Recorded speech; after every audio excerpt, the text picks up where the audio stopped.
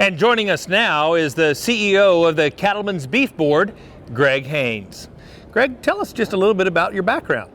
Well, Kevin, appreciate you having me here today. So I guess most recently before joining CBB, which has only been about 7 months ago, I was working with the U.S. Meat Export Federation. So I had been there for over 18 years.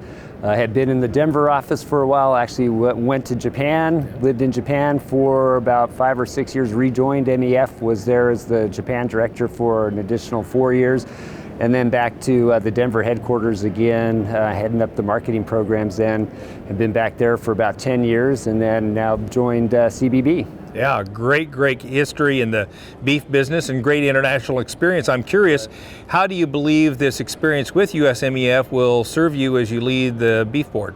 I think, with USMEF is actually one of the contractors to the beef board.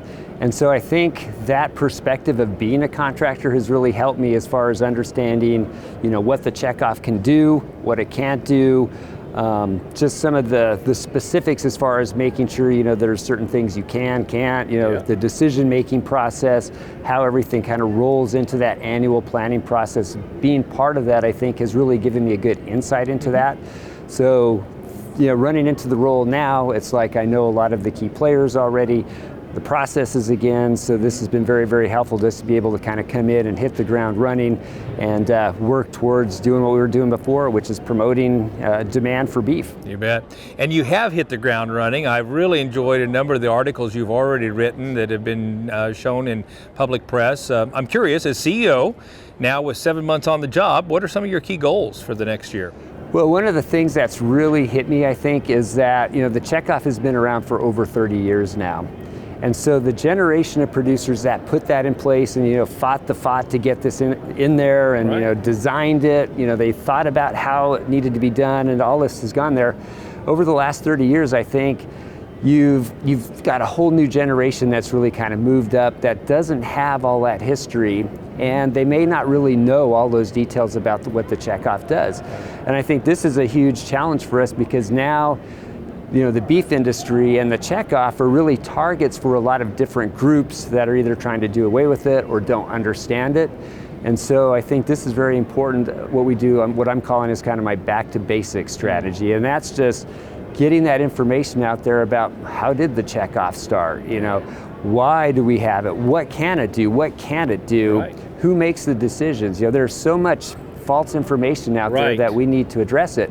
And so this misperceptions about it, I think, raises doubts in the minds of the producers about, really what's happening. So they may read something and they say, "Ooh, well, that sounds, like that could be, real, or is that, that sounds kind of sketchy." Right. But most of it isn't true. And so I think that's where we need to be very aggressive and active in getting out there and making sure we've got the facts and that we can counter all these misperceptions that are going on about the Checkoff from all sources, all different sources that are out there. Focus on the fundamentals. And Exactly. I guess the question I would ask is, what message would you share with our viewers in terms of why you believe the Checkoff is so critical to the beef industry? Well, again, just looking at, beef is kind of the whipping boy right now for, beef production is to blame for global warming and, sustainability and, other environmental issues and nutrition, and is it doing things to support the producers?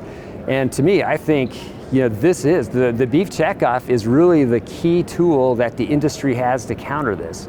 If we're not talking about the sustainability of the beef industry, if we're not talking about the nutrition or the production practices or promoting it in stores compared to all these other proteins that are out there, there's no one going to be doing that. And so I think a lot of producers lose sight of that we're in this together. I think the Checkoff should be something that really is uniting the industry. Absolutely. We've got various infighting and again a lot of this misinformation.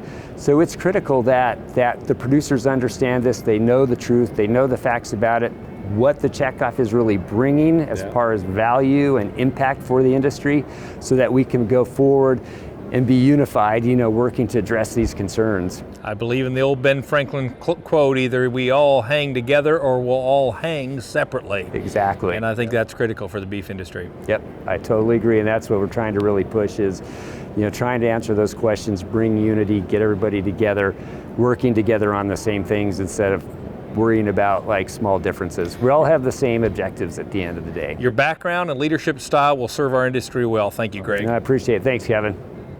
To learn more about how your Checkoff dollars are driving beef demand both here and around the globe, go to beefboard.org and subscribe to The Drive. It's a free newsletter that highlights the positive ways the Checkoff is impacting beef producers.